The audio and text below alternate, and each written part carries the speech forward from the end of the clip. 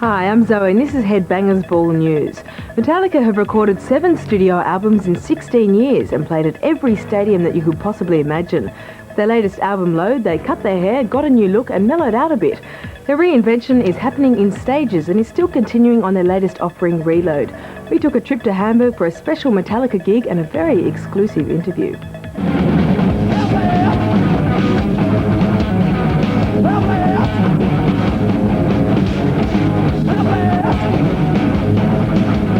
Totally different from any set we've ever played ever. We're not relying on our concert favorites, our old standards, or any of the hits. It's all the stuff we haven't played in the last 15 years. And it's really exciting for us. It's fun to get really close again. Even though in our live shows, the big shows, arenas, we try and get as close as possible still, but it's hard with so many people wanting to come see us. It's not a horrible problem, but getting into the small clubs again and sweating with everyone is just a lot of fun. It's a great situation to be in, that you can go play a gig like Stuttgart 3 months ago for 45,000 people or whatever, and then come back 3 months later and play for 800 people in a small place or whatever it is. It's great to be able to crisscross back and forth like that. It's a good position to be in, especially when you can do it by choice, not that you have to play clubs.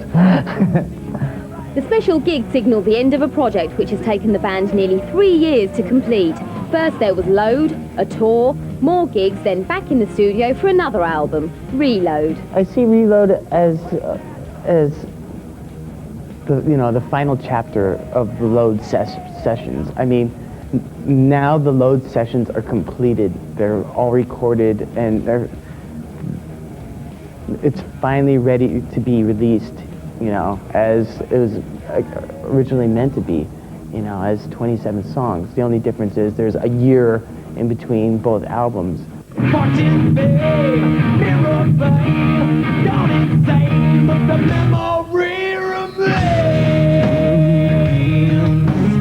Metallica are one busy band, and the question has to be asked, when will they find time to take a rest? We are taking 3 months off in December, January, and February for the first time, as long as I can, for the first time since '94. And so just trying to chill out, trying to not answer the phone, which I'm very bad at, and trying just to get some rest, really. Like, do nothing. That's what I do worst, is do nothing. And I try and get better at that. And I'm not very good, like I said, but trying to just do nothing would be great. But by taking time off doesn't mean the end. I have a lot of things on a list that I keep in my head of things that I want to do one day, but I'm not in a hurry. Metallica is the only band I have been in. Metallica is the only band I will ever be in. When Metallica is over, I will walk away from this holding my head up high, and I will go and do all these other things I want to do. But I'm not in a hurry, and when that day comes, I'll jump in and have some fun at a different level.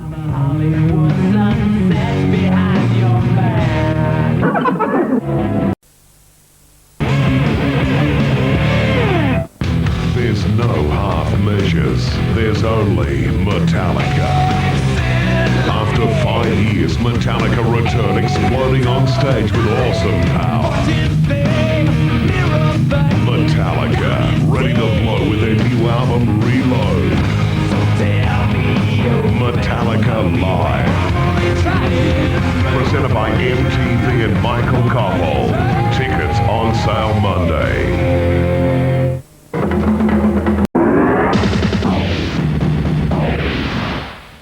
Hi, I'm Zoe and this is Headbanger's Ball News. Metallica's 7th album, ReLoad, recently debuted at the #2 spot on the Australian album charts. The band are taking to the road to tour the album and will kick off the 1998 Australian leg in Brisbane on March 31st, and extra dates have been added in Sydney, Melbourne and Perth. We were there when tickets went on sale this week. Metallica! Metallica. Metallica! Metallica! The boys. Metallica.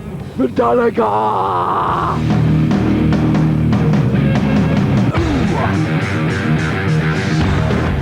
Been sleeping out since Saturday. Jason Newsted. I really want to see Jason. They're the best band. Heavyweight metal champions of the world. I would miss this concert of the world. I've got to see them, man. It's only sleep, I don't need it. People live for Metallica. Best band in the world, easy. I don't mind Load, it's a little bit weird, but I think it's a good experiment. I prefer the earlier stuff.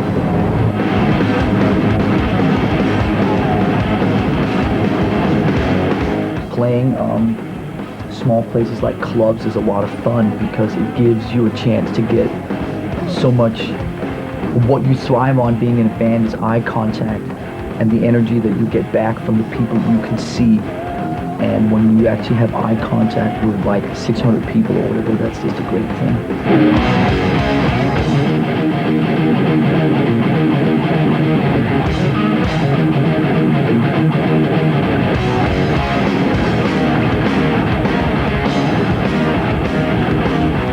Sometimes it's nice to get you just really back to basics, and that's like, for instance, what we're doing next week is playing a bunch of old songs to 600-800 people and feeding off that.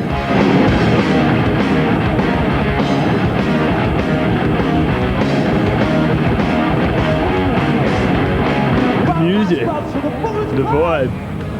Just going to the concert and everyone will be just rocking the energy, the power. I think that Jason and Lars should appreciate the kind of loyalty that they're getting from their fans when you feel good like this, they've been so strong.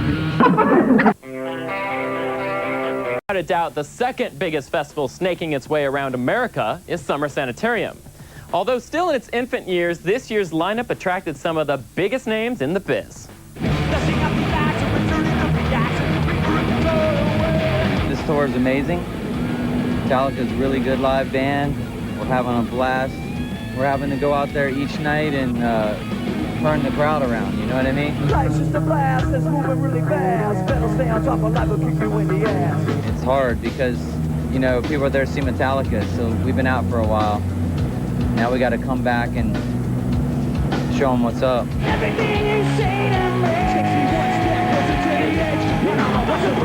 All the bands are great, obviously, we all get along really well. Everybody hangs out a lot, and not only that, but there's such a diverse crowd out there that it really makes every band work really at their best to try to win over everybody in the crowd, so it's awesome. Who have you had the toughest time trying to win over? I think Metallica fans are definitely the hardest fans to win over because those are the kind of guys that just sit there and you're like, F you! Oh, I'm sorry. Metallica! But I respect that because, that's the kind of fans that I want to have.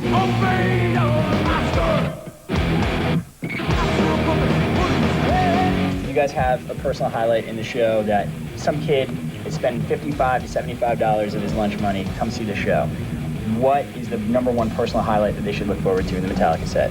For me, it's at the end of the set, after we've said all our goodbyes and we kind of like just get together and hug after the show in front of the audience. And that to me is like a highlight. I don't know if it's a highlight for the kid who spent, X amount of money, but I think it's a cool thing to see, us acknowledging each other and acknowledging the audience at the same time. How have people been responding to seeing you guys on tour in this large of a venue? I think we've had great response, We can tell it's different because we can tell there's new people listening to us this time around, but it's been great for us. We're warming it up every day, That's what we're here for, to set the pace for the day. And, everybody's just got to follow it. And everybody raises the bar, so it makes it a great tour. Has it been easy for you guys to tour with each other again? Is it good to be back on the road? Absolutely. I mean, I can pretty much speak for all of us when I say we're having a great time on tour. I'm just glad to be here, man. I just so appreciate the fact that we're still a band and we made an excellent album and we're on a great tour, and thank you, everyone.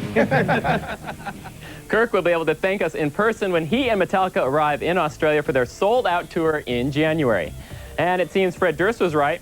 Winning over Metallica fans is no easy feat. Last week in Chicago at the Summer Sanitarium tour, Limp Bizkit was pelted with bottles. After spitting out an abusive tirade to the audience, Fred was forced to leave the stage after just 6 songs. Now, I hope you don't feel the same way about me. If you throw bottles at your TV, you won't be able to watch next week's edition of The Week That Is. On it, you'll